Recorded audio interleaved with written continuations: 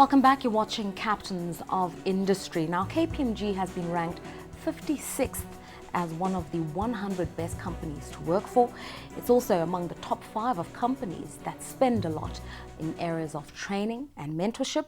Interestingly, it's been inducted into the Working Mothers Hall of Fame for the last 15 years as being a company that supports working mothers. So a company that's all encompassing and embraces the changing lifestyle in as much as the changing world financial system. Michael Andrew is the former head of KPMG in Australia and the Asia Pacific region, newly appointed the company's global chair, our captain of industry tonight. Before the break, Michael, you were telling us, giving us insights about your experiences in Asia, how the Chinese economy is going to continue to grow, the emergence of entrepreneurs, and that's the new way. Lessons that we can learn in Africa from Asia.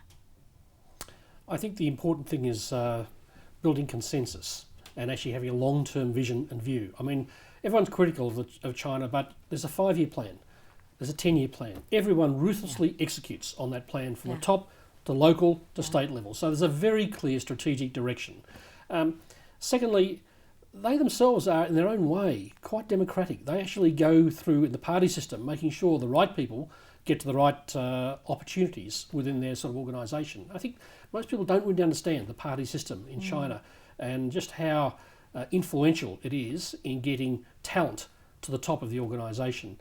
I think the third thing is China's made a massive investment in education and innovation and research, and it really has been thinking a decade or two ahead of the West in many ways as to where it wants to position itself. Some people would say if you looked at Africa today, we are also starting to build consensus. In general, most African leaders are technocrats, they are economically minded, they are geared towards growth and development, they want it.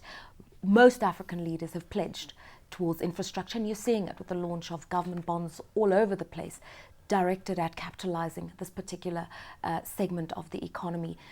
We might not be singing off the same hymn sheet as 53 African states, but we definitely understand that it's a new world and it's a new game for Africa. Do you read that in African leaders' minds? I think Africa is very exciting at the moment. The world is resource constrained. They're looking for a rising middle class.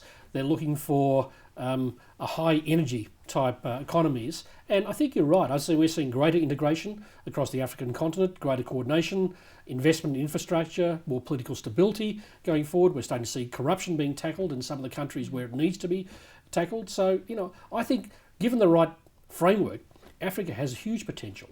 That's why we're so keen on investing here. I asked you earlier on what your vision is, and you said definitely you've had a presence here for the longest time, but now you need to ramp that up. Day to day, operationally, what does that mean? The key markets, the key areas of business involvement? Well, I think that there's different aspects. First one is there are new and emerging territories here which are opening up for the first time.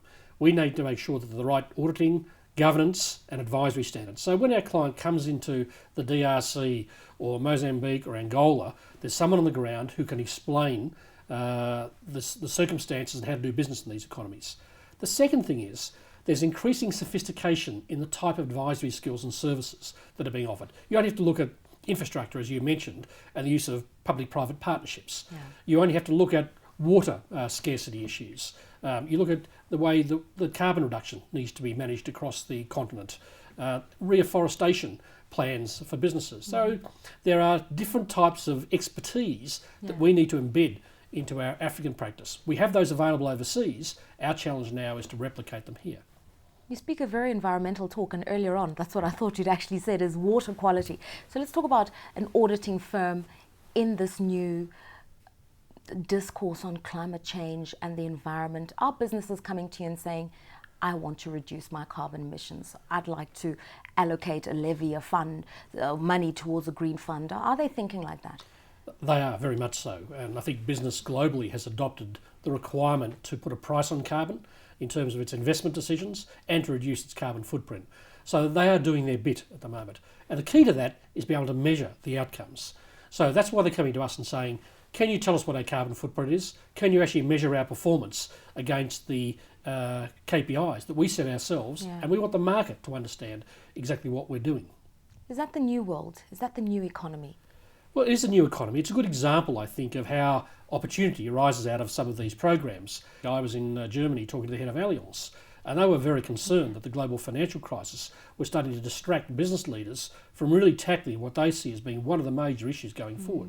Because if you're a surer and you're starting to see the higher incidence of extreme weather events, then you need to start be addressing these issues.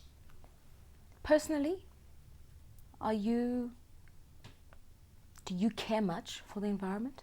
I care a lot because the statistics are really frightening when you look about the consequences going forward and the impact it's going to have on many geographical nations. It's going to impact my children and my children's children, and therefore it's really important we do something about it.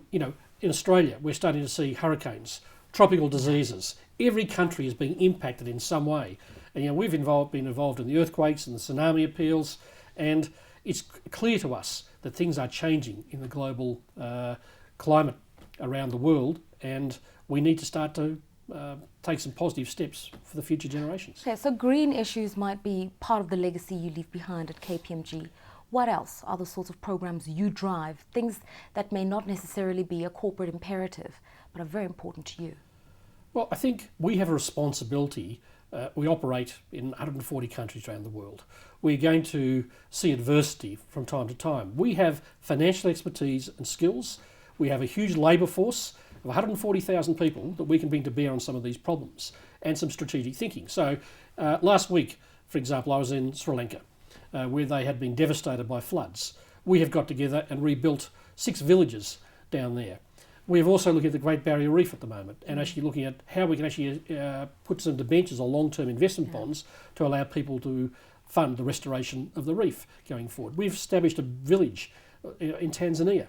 So I'm trying to get our people to say there's a bigger, broader world out there, you have greater responsibilities, and I have to say the energy that releases, particularly upon our young people, is amazing.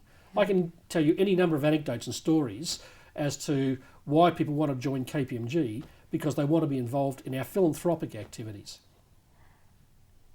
Your values, the philosophy that governs how you lead this company, what are they?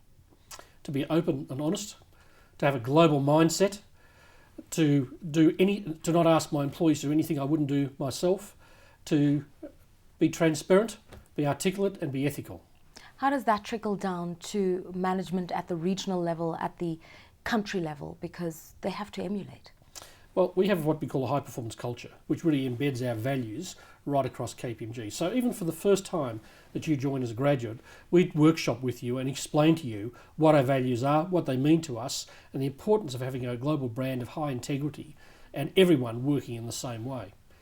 And it resonates well. We constantly survey our staff. We get feedback as to what's working, what is not working, how they want us to adapt as an organisation. Now, people read a lot of sort of business books about successful people, the 7 habits of successful people, those sorts of things. I want to know the 7 deadly sins, or maybe 3. The 3 things that are a horrible part of your personality that you have to address, but that people have to adapt to when they're working with you. Besides my accent. Okay, 1. I can be very direct, and that's just an Australian characteristic, but one that, we're very blunt people, and I tend to be a little impatient. So I'm constantly frustrating people sometimes with some very direct emails. Secondly, I think you have to be culturally sensitive, and this is not always easy. We come from a domestic environment. We think things that must be done this way, but in other countries it's very different. So I think the tolerance and understanding of different ways of achieving the same object is really important in terms of your philosophy and your thinking. And the third thing, I think work-life balance is something that's very challenging with my current schedule at the moment, and I need to work on this. Okay, as you're working on it, what are the priorities? What are the sort of things you want to do that helps you rebalance, get an equilibrium, if it were, of heart, mind and soul? I think I like to read a lot, and I like to read about different cultures and different organisations. I'm quite an historian, so it's learning about some of the episodes in the past will really prevent them from occurring in the future. And history tells you a lot about the future.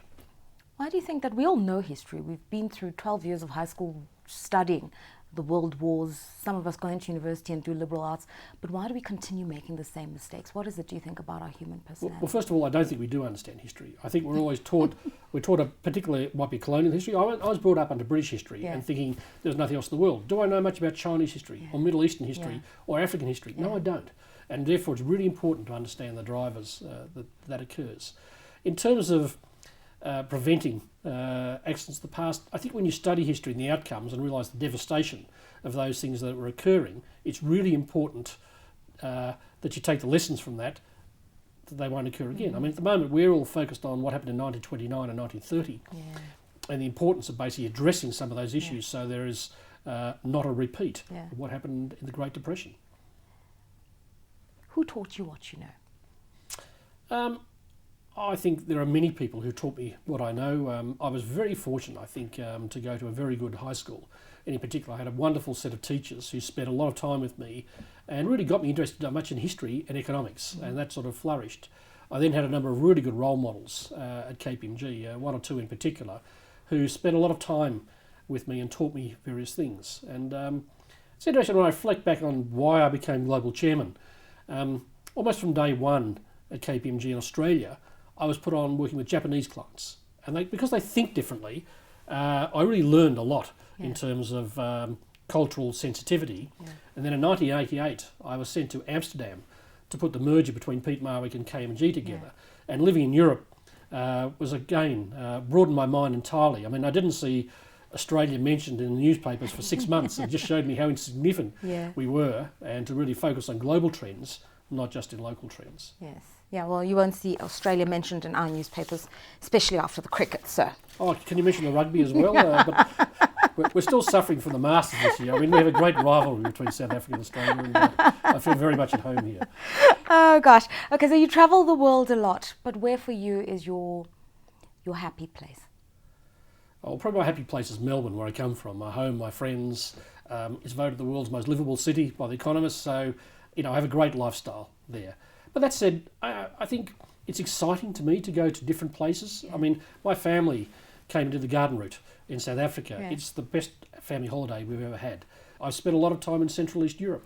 I love Prague and Budapest and these types of countries. So, it's a big world, and it's a great opportunity to actually see and experience this in my new role.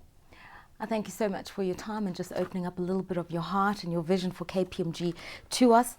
I found you forthright, but not direct in the way in which you say makes people uncomfortable. But thank you so much for just taking us through the lessons of history, the fundamentals of making sure that as a leader, you're sensitive to the environment in which you're operating in and understanding that you're as good as the team that's around you. The newly appointed Global Chair of KPMG, a philanthropist as well. I should tell you, he's done work with the Olivia Newton-John Cancer Centre Appeal, working on issues of prostate cancer, and also working with the Arts Foundation in Australia, a philanthropist, an historian and a business leader, our captain of industry tonight.